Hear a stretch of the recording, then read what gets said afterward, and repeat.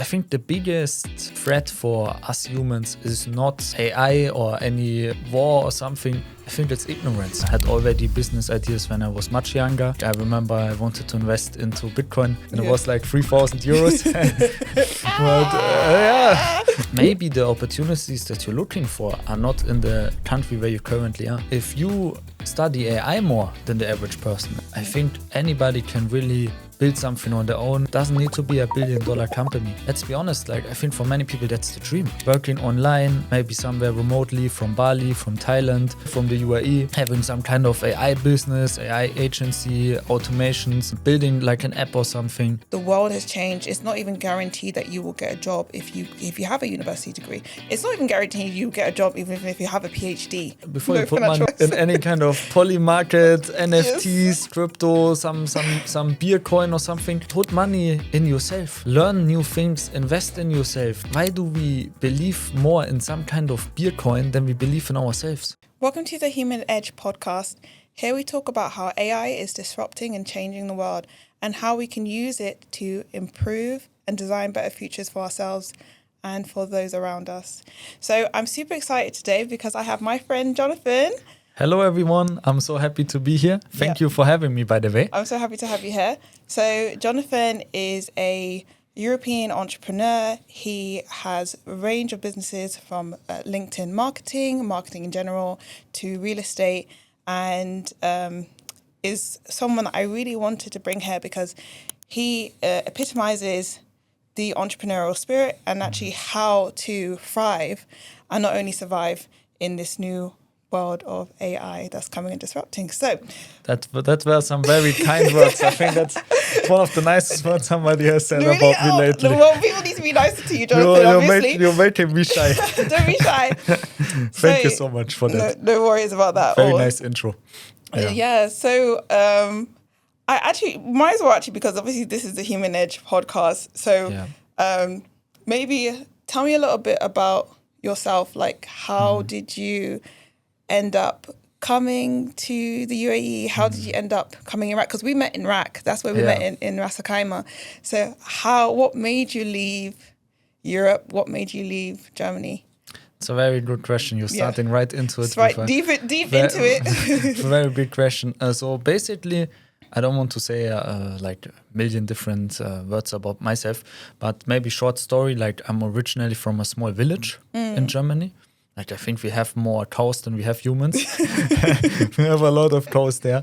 And I used to play football. That was my first like dream where I wanted to go on, first journey. And then in 2020, I first visited the UAE. And I was like, that was during COVID. And I was like, I don't know if we're allowed to say this word. If not, you just peep it out.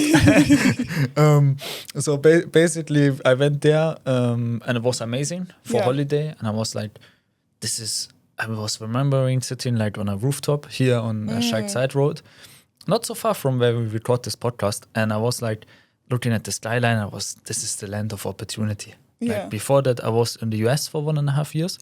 And also there I had similar feeling, but not as much as here. I was like, this is the land of opportunity. If I can make it somewhere, I think it will be easier to make it here than anywhere else in the world. So basically, then I went back to Germany. I worked in hospitality, if you want to call it like that. More like fast food chains, to be honest. And then I was working in software sales. And that's when I started saving money. That's when I was like, okay, now I have this dream of moving abroad, moving to the UAE. Let me go for it. And in the beginning, a lot of things went wrong. A lot of things didn't go as planned.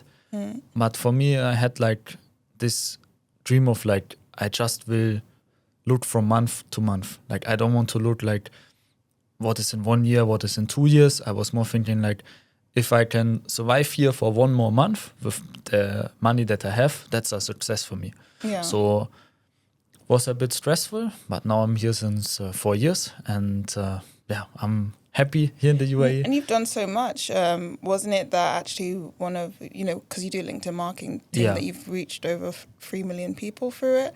Like you've done like a range of really like exciting and things. And I think in terms of where the world is going, I definitely think we need more of that mindset of actually, how do we navigate the unknown? Because I think if we, like many of the people who will probably be listening to this, or to me, just in general, everyone is like, I have no idea where the world is going. Yeah. And especially in this new age where a lot of the jobs that people had traditionally like trained for, like, you know, whether it be an accountant, that can now be automated.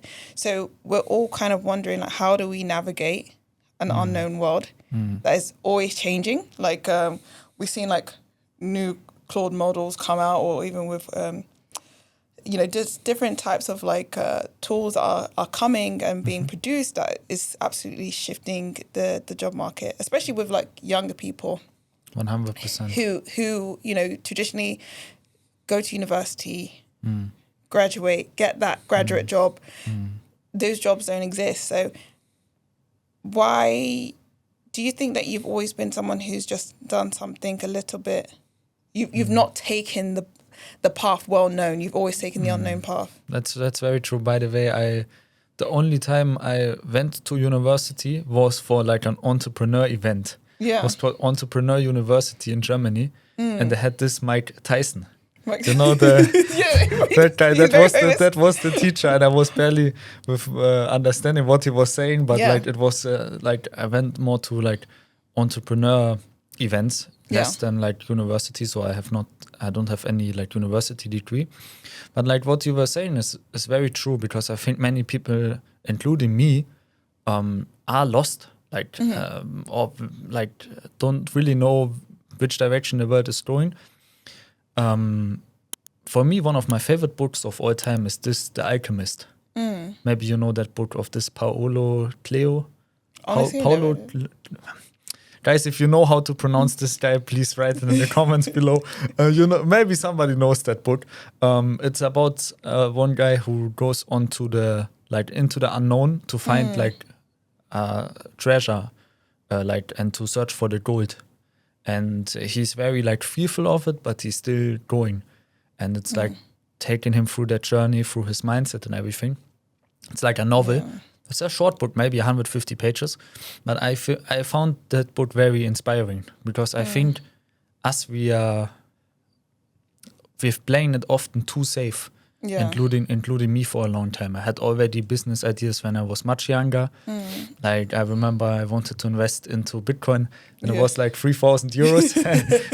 But or Tesla, when it was like 100 euros. And before they split the stock, Tesla did that splitting. Then I don't know what it's called, but I know that feeling. Yeah, I was very risk adverse, and I think it's quite a European thing, to be honest. It's very European, and I think like, you know, I relate to that so much, like in terms of you know, play it safe, right? Like play it safe. You know, people already told you what the path is, and it's kind of like, okay, if you follow this path, this is what I'll get. And it was true, honestly. Like I remember, because the type of person I was growing up was that I don't know why I was this weird, but like as a 13-year-old, I liked going to networking events. It was weird. I don't know why it was, but I would go to like these intro into the city, so City of London, like banking events. So like going to like HSBC Open Day events, and it was something weird. But I remember going and asking these people, okay, how do I become, you know, how do I go into banking and stuff like that, which I didn't end up doing, but I was in the financial industry, but I didn't end up going into banking. But they would say, okay, you know, it doesn't matter what degree you do. You know, you just do a degree, and then you at a good university, and then that's enough. You'll be able to get into it. And that was true for them. But that's not true anymore. Like it's not as true anymore. The world has changed. It's not even guaranteed that you will get a job if you have a university degree. It's not even guaranteed you get a job even if you have a PhD. You know, it's not guaranteed anymore. Yeah. So I think it's definitely like when the world is unsure, you have to be able to take risk and find and build your own pathways. Yeah. But that is, like I said, it's not a mindset that is kind of built into us. So When you left, what did people think? Because I've, you know, like as someone who's like British, like, you know, if you go on like Instagram, UK Instagram, if you talk about Dubai, everyone's like, why would you go there?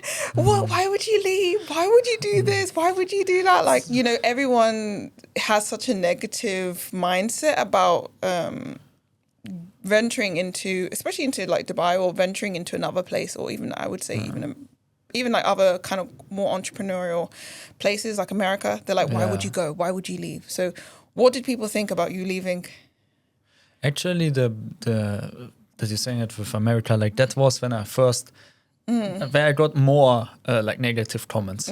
Because there was like the time that like Trump was just elected for the first time. Wow. And like everybody was going like insane. Like everybody was like, Jonathan, the US is such an unsafe country. Like, you sure about this? Especially like Florida. And in my time there, I was like approximately 1.5 years in total in the US. Like, never has anything bad happened to me. Yeah. Like, some places you avoid, sometimes you're a bit more like cautious. But in general, like, I think people always have so much fear of the unknown, and they have so much fear of like exploring different places or moving abroad or trying out something different, where I'm like, this fear is holding you back for like a very long time. And I think here for the UAE, obviously there are always people who will say negative things. Yeah. But I think most important thing is to listen to your own voice in your head. Like, I think so many people are, including me, like I was unhappy in Germany. Like I didn't like it going in the overcrowded train every day, 2 hours to work and 2 hours back. Like, I was in the train for 4 hours. And if you have ever used train in Germany, you know that the train sometimes in the winter times just didn't show up because the people were on a strike or something, you know. And then I'm like standing there. Same in the UK. Like, if you live like in Kent and you're trying to, if you live in Kent and you're trying to get into London and they get rid of that high speed train, you forget you're not going to work that day. And I'm not gonna lie, it sounds so bad. Sometimes I was kind of excited when they were doing a strike, because I was like, I don't have to go in. I don't need to go physically into work. I can work from home. But there were so many strikes that was the case. Yeah. There was always some strike. There's always some strikes, yeah. And I think that's maybe that's a controversial statement, but I think that's already says a lot. That there's always some kind of strike or always some kind of protest. And I think it's so important to focus on our own life and what we have under control. And that was for me one of the main reasons to move abroad, was like, I cannot control my environment, like the people around me, like things they believe, things they say, but I can at least control where I am. Like, I can try to build my own environment, and I think that's so important, you know. I think this one thing that my company that Brinkthink Labs, which is an AI literacy provider, we talk a lot about this thing called the chess master mindset, where you look at the board, you look at all the pieces, and you don't just think about your next step, you think about all the possible steps and think of multiple heads, multiple things forward, right? And I think that really encapsulates what we talk about, because you have to be aware of where your country is going. And it does sound a bit controversial, but you have to be aware, where are things going, where you live, and is this, if you're going to project yourself forward into the future, what is your life going to look like if you decide to stay here? And it can be stay here in any kind of, it could be if I stay in this mindset, if I stay like this financially, if I stay like this in terms of my skill set. Because like I said, we see that, okay, like in terms of AI disruption, that skills have a half-life, right? This skill that you might learn, it might not be like valuable in a couple of, it might not be as valuable anymore, right? Yeah. I don't know if you want to talk more about it, but like how that it does disrupt the way that we will work. It will disrupt the way that we will build businesses. And I think that takes us on to the next thing in terms of the CEO of Anthropic. He said that it's very likely that the 70 to 80% chance that the first $1 billion company run by one person, it might be actually a possibility that will happen this year. So it's kind of this thing of like, when there is disruption, chaos, there's also opportunity that needs to be accessed as well, right? When there is chaos, there's an opportunity to rebuild the world in the image that you wish for it to be rebuilt in, right? Like, very true. It sounds a bit crazy to say, but like when the Soviet Union was collapsing, there were, there was millions of people who decided to use it as an opportunity to build companies and become billionaires today. And maybe it's not as ethical to say that, but where there is disruption, where there is something that's a frontier, reality can be created in how you wish for it to be. And it is, yes, there's some people who have more resources than other people do, but it's also, will you let your mindset stop you, or will you adopt one that is going to make your life better? Very true. So I can't agree more. And also it was very interesting point that you just mentioned with this $1 billion company just run by one person. Like I think AI is something like another industrial revolution. 100%. And the thing is now, instead of like in the past where you needed a lot of like stuff for the industrial revolution, like it was like first it was people, then it was like with some machines, then with like some automations, and now like with AI. And I think it really sets like the playground is now like it sets the game to the starting point. Like now people can like basically anybody can start building like apps or any kind of companies and AI tools. I often complain, this tool costs 50 euros or this tool costs like 100 euros. But if you think about it, that like for like maybe 100, 200 euros, you can get like so many amazing AI tools that can basically, you can automate like your whole business, like whole business models are being created around it for what you in the past needed like maybe 10 employees for. Now an AI can do it. Does it have also bad sides? Yes. And does it have also negative impact maybe on society? 100%. But I think it's very important to utilize it. Like because right now we're on this short time period where people can really go all into it, utilize it, build something for themselves and use the knowledge advantage that they have. Like often why rich people stay rich is often also because of the knowledge advantage that they have. Like Warren Buffett, the investor, like his number one skill is knowledge. Like he knows more than the market. He studied the market more than the average person. So if you study AI more than the average person, if you get a knowledge advantage in that field, I think anybody can really build something on their own. If it doesn't need to be $1 billion company, can be even a few €1,000 here, a few £1,000 there per month. But like, let's be honest, like I think for many people that's the dream. Like working online, maybe somewhere remotely from Bali, from Thailand, from here, from the UAE, having some kind of AI business, AI agency, automations, building like an app or something. And I think that's a huge opportunity. Yeah, I definitely agree. Like it's a huge opportunity, and you're starting to see like way more people actually accessing that opportunity. Like even like in the US, seeing like 18-year-old, 19-year-olds, building companies of huge valuations. Maybe the valuations are probably overinflated, but they are receiving investment. They are receiving money. And even here we see, obviously we're going to talk a lot more about Ras Al Khaimah, but I think there was like a 44% increase in businesses being set up there as well. So like people, we're seeing that actually with AI, the idea to execution, the distance between that has drastically decreased. So if you have an idea, you can go out there and prototype that. The only excuse people have now is that they just don't want it. Like I have to be so honest. It's if you haven't gone and prototyped the idea that is sitting in your mind, sitting in your head, it's because you don't want it. You don't want it that bad. And I think that's something that I've had to grapple with. Is like, oh my gosh, if I want it, I really can. I can really have it. But it's like that internal motivation. That's something that is going to have to come from you. You have to be motivated. You have to want it.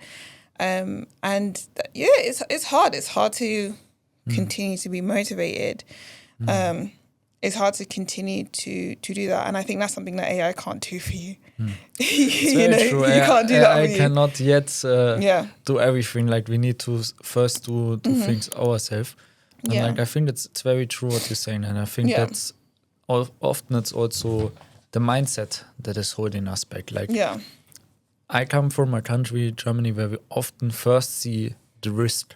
Like we are trying to regulate all the risk and be like, this is something very risky, new technology. We need to have some regulations in place. And I think sometimes it's good to trust people. Like I generally believe like that 85, maybe even 95% of people are good people. So they will use technology in a good way. Yeah. And I think sometimes it's good to let people do their thing. Like let people try out the technology, build certain things. Maybe some things will break or some things will not work. But like I think it's so important to have that mindset of trying out things, you know? Yeah, I do think that we see that especially with the EU AI Act. Like it does feel sometimes that the first response is to think, okay, like what could go wrong? Yeah. And to like regulate the technology. And I am someone like, I am like pro AI governance. I do think, you know, even as a company, it makes sense for you to actually make sure that your AI is compliant. It makes sense for you to ensure that just from a reputational risk, just from a thing of like, you know, actually, if you want to build a profitable business, you don't want to cause or build an AI that's going to cause harm or is going to make you look like you're incapable. But I think with new technologies, there's always going to be something wrong that can happen, right? Like even the invention of fire. If you told the person who invented fire that, you know, you could burn down villages, that it would burn down their village, you know, would you be like, okay, don't go and do that? If it's same thing with the like invention of electricity or harnessing electricity, would you tell that person, don't do it? And we've seen actually how that's kind of shaped our lives. And we see that actually with each kind of massive technological change is that actually, yes, it does displace jobs, but it often creates more jobs. Like we see that, okay, like we started off with majority like of the world doing agriculture, you know, farming and, you know, doing harvest by hand. And then we shifted to the industrial era because we had tractors that could do this. We had, you know, machinery that could do it. So, you know, loads of those people now didn't have to be on those fields, right? So in a way they lost their jobs, but they were displaced into doing other things like industry, manufacturing. And then, well, with that, loads of people, then there was more automation and people moved to service jobs. And then we have the knowledge economy and then now this new AI economy. So things have changed, but it's that whole thing of like you said, being open to taking the path that's least known, that, you know, and I one of the things that when I first came to the UAE, when I first came to came here, I'd been talking to someone who had been here a lot longer on LinkedIn, because I wanted to know what, you know, what's life actually going to be out on here. And, you know, I obviously been talking on LinkedIn, finally came when we met up for a drink. And I remember him telling me that one thing you're going to need to know about being here is that you're going to have to pivot. You're going to have to learn how to pivot. And then even if you think you've learned how to pivot one time, you're going to have to pivot again. And if you think you've pivoted enough, you're going to have to pivot again. And I think that's the type of mindset, I think definitely in terms of like AI readiness, learning how to pivot, learning how to take paths that, you know, is completely unknown, learning how to actually be at the frontier of things. And it's really anxiety inducing. It's super hard actually to be at the frontier, having no one to teach you, okay, this is how I should do things, because you're exploring how to create your own flows. You're trying to understand, how do I actually, like as a business, how do I automate things? How do I ensure that my prompts that I'm creating are super catered? How do I, you know, how do I make this process even more efficient, but efficient in a way that I don't lose the quality? Or even how do I improve quality using AI? So I actually want to ask you a question of like, currently in your business, how are you harnessing AI, or how do you and also how do you wish to use AI to improve the quality of what you do, but also how you're using it to streamline and as a business person, like being at the frontier of these stuff. I could use AI definitely also more. Yeah. For me, I use AI mostly for marketing, like mostly to create content. Like for example, for YouTube, like I use like an AI video editor that can do like some kind of like B-roll in the background, or that cuts out when I say like or like you know, the annoying kind of words. Also, I use a lot this Manus AI. I think they got bought by Facebook for 2 billion. I think it's a startup from Singapore. Use them a lot, like for creating contracts, for formulating emails, for my thumbnails for my YouTube channel, for actually a lot of different things. Creating PDFs, ebooks, whole PowerPoint presentations. So I think it's really endless what you can do with it. Honestly. But I have not set up yet like a workflow. Like, you know, like probably you have done it. Yeah, like, I got workflows too. If you go to Brinkfink Labs, we do have materials on how to kind of AI powered streamline your workflow using AI. So we'll definitely have that conversation privately. Yeah, we'll have that talk privately. We should have this conversation of like what I find so fascinating when people do that with AI is like, if this happens, do this and then do that. Yeah. Like what you said with the chess master thing. Like move 1 step here, 2 steps there, then there, and then it's how do you say in chess when it's over? Oh, checkmate. I used to love playing it actually when I was younger. So I think that's the fascinating thing about AI. If you can really work on its own. Like you just needs one trigger and then a whole AI agents, chain reaction is happening. Yeah. And I have not yet built that, but I think that's what I'm looking into. Yeah. I would say that in terms of like just like a little snippet in terms of like what I've seen works really well is that, and I'm probably going to ask you about this afterwards actually, about like you're an employer, you know how to go to people and be like, okay, I want to get this value, and obviously you've worked with other people as well, so I will ask you that afterwards. But what I think has worked really well is that how can you, like I said, automating excellence, right? So one of the things that I think is super good is that actually, like, AI is not an excuse to be cheap in your business. What is a really good strategy is actually, for example, let's say you have like a brand design that you have. You want to know what the tone of voice, all that stuff. I'd actually go to someone who is a super good expert in that. Use that as the basis for my AI agent. So I'd actually bring that into the AI agent and say, this is your persona, this is your tone of voice.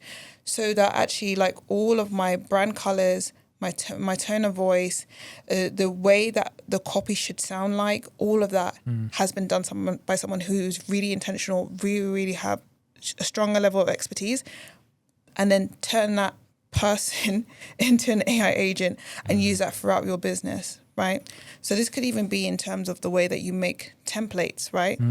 Get someone who's really a real expert in it. So that way that expertise, you turn that into an AI agent, and that's used throughout the whole entirety of your business. And Smart, and if you have a prompt that is like super good, you can make sure that actually there's consistency every single time. Because I think what I see people doing a lot is that they don't keep their prompts. They have one prompt here, one prompt here, one prompt here, one prompt. You create a new prompt every single time. People need to really start investing in creating a prompt library so that tone of voice is always brand aligned. Always. So that's one thing now I'll say. It's a smart point actually to use human knowledge to train the AI in a way that helps you or your business. Yeah, exactly. So, you can start building AI agents and actually being like, okay, this AI agent has a specific task, focuses on doing product quality control. And it's like literally you've given it the whole persona. So it's just like, the input output process and just making sure that like this is actually a really good quality. So I would actually, like, for me, like when I'm going and I'm trying to find someone to do something for me, I actually kind of go towards finding someone who's really high quality and then using that work to now, using that work now in my workflow and stuff like that. Now, yeah, tell me. we're moving on. Let's pivot. You were talking about pivoting. Pivoting, yes. So, someone who like does employ people and so on. One of the things that we said is like, okay, is disrupting job creation and so on. And I think one of the things that people are grappling with is like, okay, like how do I become more employable in this time, right? So when you go to employ people, how has like AI shifted that, or is AI actually shifting that in the way that you employ people or think about employing people? That's a very good question. I think like the most important thing is if you are like an employee, I think businesses appreciate people nowadays more that are taking the initiative, like that are coming up with like concrete ideas. Like I would do it like this. I would do it like this. Like thinking about it in a sense as it would be maybe like your own business, and taking the initiative of also using AI even for that, saying like, okay, like you can use AI for this, or like I have seen this one, maybe we can try to use an AI for that. I think that's also what more employers value. Also, I think nowadays we are in a very like global market. Like for example, my staff in a sense, they're all overseas. So they're all actually in Philippines. So basically, I think what we in Europe need to realize is that nowadays, as an employee, you don't compete just with Henry or Harry from Manchester. You Jakob. Or you're competing actually with Sylvia from Venezuela and Faith from Nigeria and Austin from Australia. Yeah. So basically, we are living in this very globalized world, and I think that's, as an employee, I think that's something also to look into. Like I know, talking about Australia, I know a lot of Germans who go to Australia to work like in mining, in the mining industry. Yeah, it's a very high-paid job. It's actually to go to Australia and do mining. So that's why I would say also as an employee, maybe the opportunities that you're looking for are not in the country where you currently are. Yeah. Maybe in Australia, in mining, you would make more money, have more off days, and be outside the whole day, have like a nice kind of group of people. So I think it's very important as an employee to have that mindset of like, where are the best opportunities for me, and how can I bring the most value to the business and also to my personal career. Yeah, I think that's really eye-opening, because it was, I was hosting a dinner party and I was talking to someone who had been an accountant back in the UK, and then it's a high-paying job being an accountant in the UK, really high-paying, right? But shifting over here to UAE, that accountant, to be an accountant in UAE, it's not as high-paying at all, and it actually would be a massive pay cut. Whereas there are some roles here in the UAE that actually, if you come from the UK, you get a higher pay. Teachers, for example. Teachers get paid like way more here as well. So, and get a lot more benefits. So it is a thing of that. You need to also understand that, like, internationally, where will your skills get the most bang for your buck, or actually, is it a thing of actually, I'm seeing by 2040 the World Economic Forum is saying this, that about where my skills are, and that my skills won't be as valuable. Well, actually, what does that now mean for you in this time that is that is coming, right? So I think it's that whole thing of like for example, maybe it would be good for you to reskill and focus on actually being a builder in the UK, because you'd probably make a lot more money, because there's not as much, there's a shortage of supply of workers there. So you need to think about things that also in an economics dynamic as well. What is the supply of your skill sets? Is there shortage of your skill sets? And is there a strong demand as well? And I think you should be looking at that as well, like looking at the economics of it, because in the end of the day, an employer always has the incentive of, and just from a business perspective, not even getting like emotional about it, a employer for the most part is going to be looking, okay, these are my labor costs. How can I cut my costs? And then, or is this labor that I'm investing in, that I'm paying for, is it producing the highest level of output that I can get from this labor? So you need to start thinking from an employer's mindset that actually, why would someone want to employ me? What value would I bring, and how am I giving them more value? Because that's the type of people that they're going to want to employ. And I think that was the biggest mindset shift that I had coming out here. Me thinking to myself, okay, well, why would someone want to pay me for my services? Because as a business, you're selling things, right? So you start thinking like, actually, whoa, like I have to give value. And I think maybe people need to shift as well.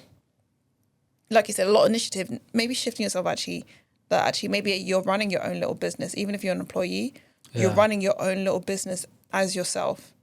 How am I the most marketable? Why would someone want to buy my services? Very true. And looking yourself as a bundle of skills rather than a job title, because job titles change all the time.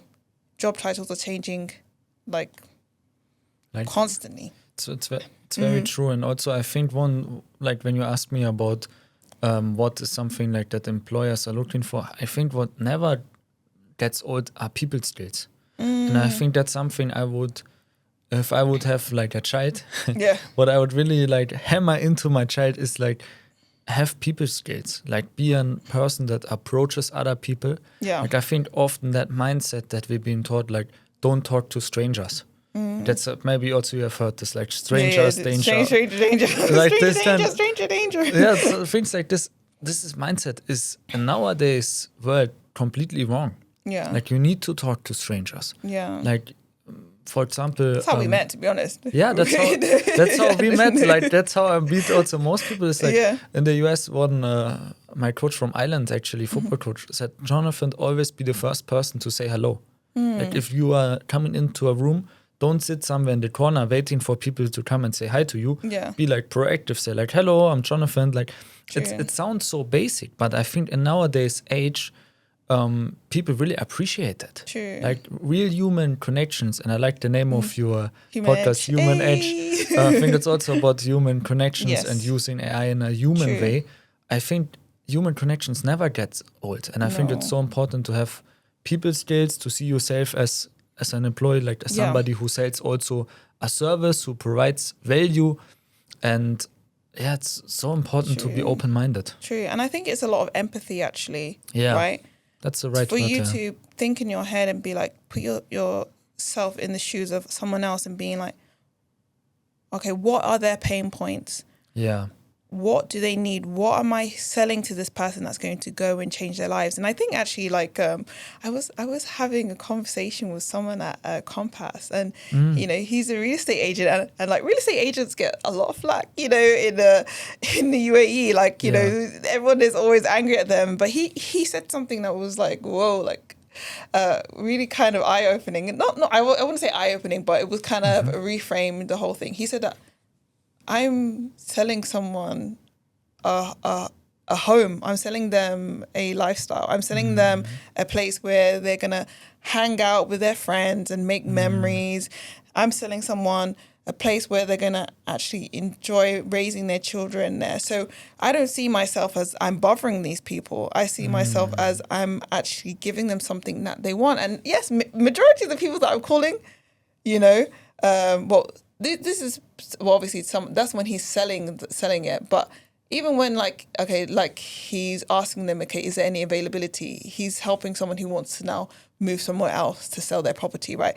So he says that like, yes, maybe not everybody will like that, and some people will be bothered by it. Majority of people will be bothered by it, but he's also seen that for the few who do, or the few people who will want his service, he's actually solving a problem for them. There's empathy, that it's very human to have empathy and look at something and be like, I'm solving someone's problem, and I need to give that out into the world, right?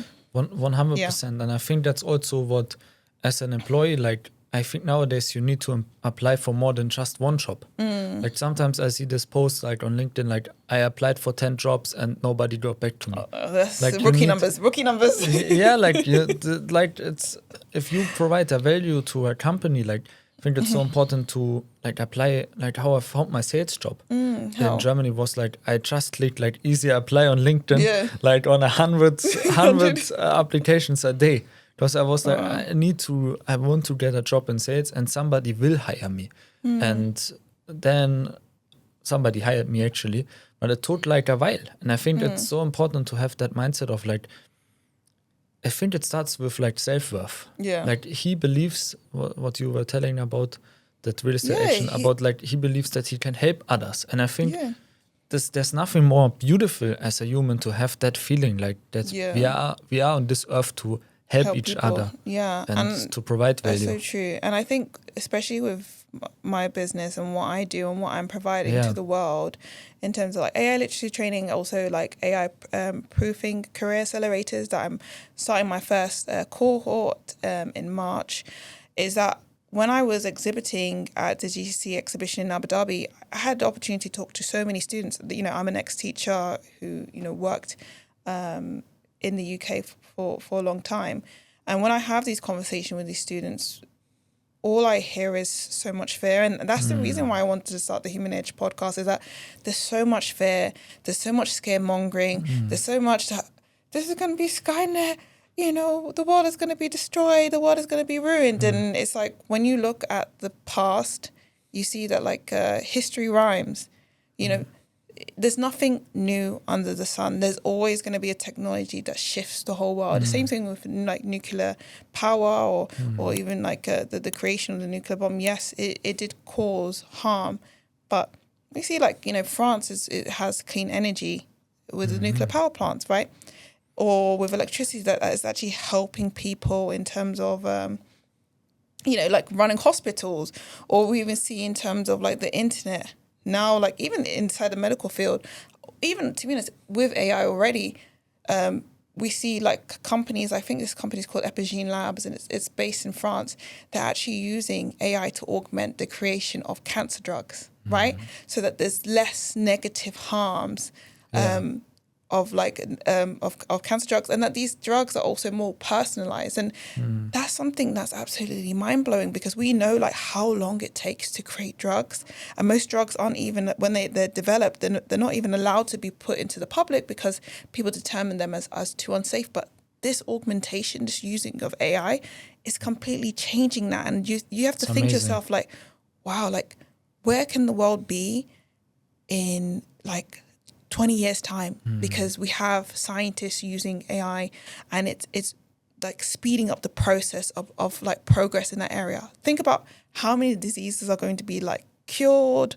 Let's think about how many like different like just like inventions that are going to be created as a result of this amazing general purpose technology. And I really wanted to reframe that. Let's not be so negative. Let's be optimistic about how good the world can be. Because I think right now we're in a negative spiral loop. It's especially on social media, and I think always people always think like that the world is gonna end.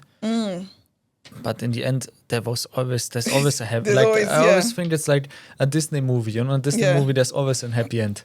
In the end, the princess gets saved or something. And I think also, if we look like we are in a very privileged situation. Like I remember sometimes my grandmother is telling me like when she was 5 years old, the Second World War ended. So she had to actually like jump on. She used to live like in the Soviet Union part of Germany. Oh, wow. She was running like to the train stations, and the trains were coming to take like the potatoes. Like Germany's famous for potatoes. So they have huge potatoes field. So actually the Russian trains were coming in to take like all the potatoes to bring them to Moscow. So she was telling me the story that when she was like 7 years old, she used to like jump on that train with like a small like something to put the potatoes and steal actually potatoes. And I think like from going to like stealing potatoes to now having like this amazing AI and everything. Like sometimes we need to put things in perspective. Like even in the UK, like 80 years ago, things looked so different for most people. And I think we are seeing always the risk and the negative, but often it starts actually with like a belief. Yeah. And I think most people, we want to, including me, was thinking about yesterday, often we think like we need to first have something happen for us so that we believe. Yeah. Like we first, like for example, we need to first see success before we believe that our business will work. Yeah. But actually it's the other way around. Yeah. Like we first need to believe, then some small, like we need to look for the small successes and then our belief amplifies. So and I think with positive things, when it comes to AI, it's the same thing. Like trying out AI, seeing like, wow, I was able to do this today. Yeah. That's amazing. Like it's more motivation. And yeah. Because like even like when you're learning a new skill, right? You aren't. It's not like it's because you're motivated to learn it. That's why you learn it. It's because you see that, oh wait, I'm actually good at this. I'm seeing some progress, and then seeing that progress makes you want to work even harder. And you're like, wait, I got my first sale. Oh, let me see if I can get 10. Let me see if I can get 20. And then you keep on building that skill because when you do, you want to, and you see you get a feedback loop. You want to do more. So I think that actually takes us to the I guess the final question. I think. Yeah, definitely. In terms of what advice would you give to like, because we're Gen Z entrepreneurs. I like to call myself a zillennial because I'm a little bit older, but I'm very much a Gen Z. So you're still on zillennial, on the border between. Do you know, I'm not really on the border. I'm just like in that kind of like pocket where the grey spot. The grey spot where we're like, we're zillennials. We're definitely not millennials. We're just like Gen Z, but we just like to be special. Anyway, I digress. I really do digress. What would you say to those who are in our generation? Because I think like the youngest like Gen Z is like probably 15. I'm not too sure, but what would you tell them to do? What would be the 3 points of action for them to do right now? It could be people who are just like 24 and younger as well. But you think when it comes to like building their business, or I think it could be related? Like in terms of like building an AI-proof future, like actually using it to. It could be business. I'm not Tony Robbins giving life advices. Give life advice. I'm here, no, but it's a good question. Yeah. Mm-hmm. So you mean actually, like, how would you see what's happening? You see where the world is going. What would be your advice in terms of either not only to weather the storms and disruptions, but also to thrive? Or what are you doing? That's a good question. Actually, I think I can see it like with my little brother, maybe. To give us an example, like he's now 15. He will turn 16 in April. And I think the most important thing is like what I said. If it's 3 things, I would say the first thing is really people skills. Like being open-minded, being like talking to people, meeting people. Like your story of that you were going to HSBC as a 13-year-old. Like that's amazing. I think nowadays people don't do this anymore. Like we are always on social media or like not to sound negative about social media, but like I think it's so amazing to go to networking events, and even on a young age. Like when I was 14, I used to listen to like podcasts about the stock market and thought I'm gonna become and went to also stock market events, and I was like the youngest person there, all 50-year-old people talking about the stock market. And I was like, no, like I think it's having that, being open-minded, people skills, and having this like childlike curiosity. And I think that's what our school system often kills in us. And I think it's so important to be curious, to ask questions, to listen. True. And second thing is, I would say, I think the biggest threat for us humans is not AI or any war or something. I think it's ignorance. I think it's that feeling of like no, I don't need to learn something new. Yeah. I know it all. Like so many people saying like older generation, we have done it like this for 50 years. Yeah. Even younger people are like, like I know it already. Like I have talked about this in school. Like Yeah. we need to often admit that we don't know things. Yeah. We can only change if like learn new things if we start from the basis of being like, you know what, I don't know so much about this topic, but I want to learn more. So I would say first thing is people skills. Second thing is like being aware of our own ignorance that we often have, including me. Like there's so many things I can still learn. And I like this quote of, I think Socrates, is it? The more I know that I know nothing. Yes. And I think that's so true. Like I think, yeah. especially 100%. us Europeans, we're often on this like very high horse, and we think like because of the past, like especially in Germany, like the big companies are like, but you know, we are doing this and this since 150 years, but things are changing. I think, and that's super big, and I think that was a big shocker to my mindset. And like, okay, just because, it's so hard to say it. Just because I have a European education, a British accent, it doesn't really. It's like it doesn't really mean much. Like, there's so many other people competing against you. We want to see results now. People don't care about all this other stuff. We want to see results. We want to see, can you make it happen? Can you make the money come? Can you make the results exist? And like, you know, you see that in networking events, you talk to people. They're like, I don't care if you got all these degrees. Like, and I have degrees. You know, I have 2 degrees and you know, and teacher qualification, you know. But to be honest, I've even kind of experienced it whilst like working back in the UK. You know, obviously I worked for like a big national train, not actually national, international train company, which kind of makes it obvious which one I worked for.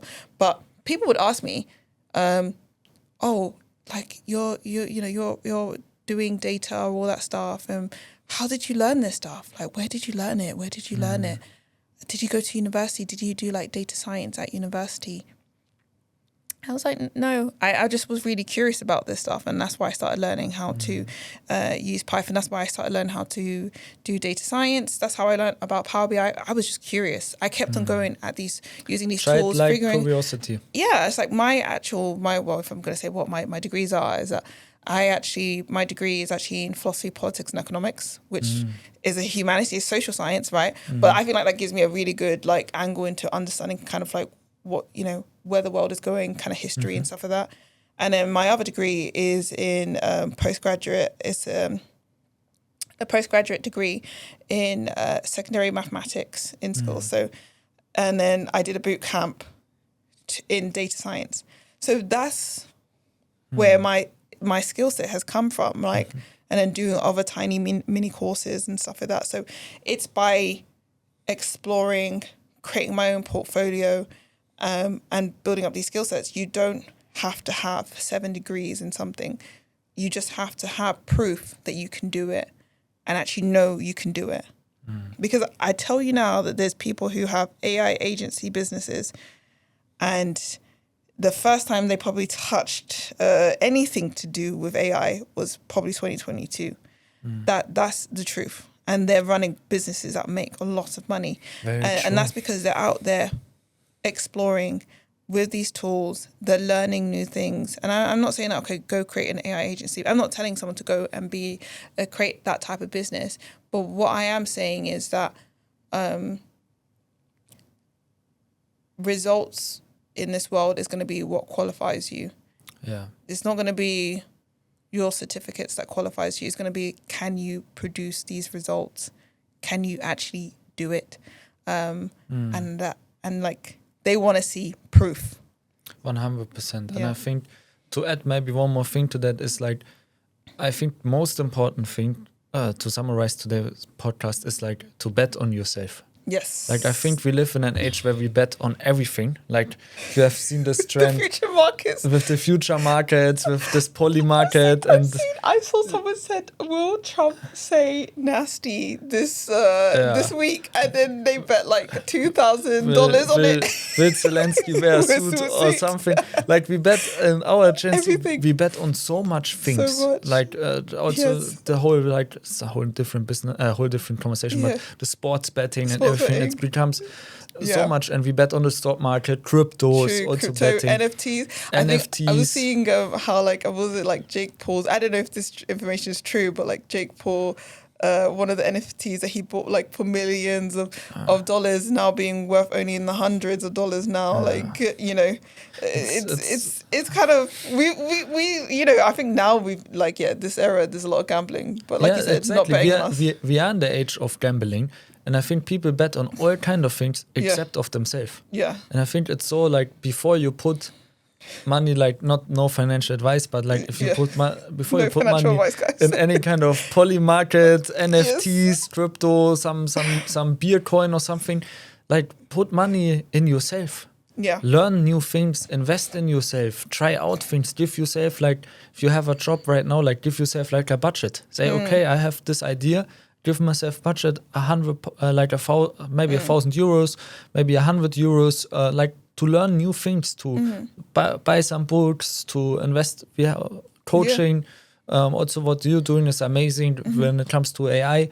And I think like that is so important, like why do we believe more in some kind of beer coin than we believe in ourselves? Wow. Like, is it... Wow. Yeah, I would just leave it like that. Wow. Mic drop. Mic drop. Wow. I mean, that's I felt that. It's like, oh my gosh. We believe in we believe in other things Zelensky wear far suit more. or not. We put their money That's into true. it, but like, and we have it in our own hands. Like how the market is growing, the stock market, the crypto market.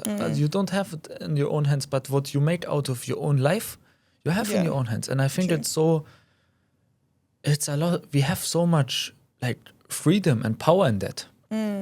Like it's so much freedom that we have when we realize it's us. Like we have, it's in our own hands. We have our own responsibility, and we can make things happen. And I think that's so beautiful in nowadays age. True. And like I think betting on yourself is the best thing somebody can do. That's so true. And I want to end it on this positive note, is that bet on yourself, and like what I always say is that those who have ears to hear will hear, and those who don't will not. And there will be some people who listen to this and they will say, this, that, why, my situation, this, that. And I guess this message is not for you, but for those who see that they actually have it, there's nothing stopping them, go for it. And I think, my beginning of my journey here in the UAE was... You went through so many things. I went through so many things. Could be a whole podcast. That could be a whole another podcast. But I remember there was one time and I was just feeling so down, and I was watching this thing that like a past interview from like Steve Jobs, and he said that like when people were asking him like why, this was such a big risk, why would you take it? And he said that I was so young, we had nothing to lose, honestly, and everything to gain. And I thought that to myself. I said, oh my gosh, I'm actually I'm Gen Z. I don't have any children. I don't have any like real responsibilities. All I had at that time was, a good job in the UK, living in a decent apartment in London. What did I actually have to lose? But coming to the UAE, I had everything to gain, and that was it. So I made the choice. So I would say, like, I think we're in agreement that if you are someone like, you're in our age group and you're seeing like you're having so much anxiety about what's going on, bet on yourself, have a curious mindset, don't be ignorant, right? And then people, make that connection with people. I was about to say no one's going to bite you. Some people might. But you know, some people might bite you actually. That's the saying. But most people don't. Most people don't bite now, and Most people don't bite. this beautiful saying in the US: the more hands you shake, the more money you make. Hey, so let's shake our hands to that. Let's shake our hands to that. No, it was a pleasure to be on your podcast. And thank you so much for coming, Jonathan. I think the podcast went maybe in a different direction than we would have thought. Yeah. But I think it's very refreshing to Definitely. have this kind of conversations, and I think also what you guys should do next is definitely subscribe to Nicola's podcast. There are a lot of new amazing podcast episodes coming out soon. Yes. And I will be watching. Thank you. And then also you should subscribe to Jonathan. Do you want to tell us your handles? To be honest, you can link them maybe, but I mostly post in German, so it's not so. Some German people here. Maybe so some German people will watch, yeah. But it's also, by the way, my first podcast I do in English. Like, I hope. Was he amazing? It was. My grammar is. I'm not Shakespeare or the Queen Elizabeth. I'm more like a village boy from Germany. So I hope it was okay, my English grammar. But please excuse me for that. It was very nice doing this podcast with you. Thank you. Thank you for having me. Thank you.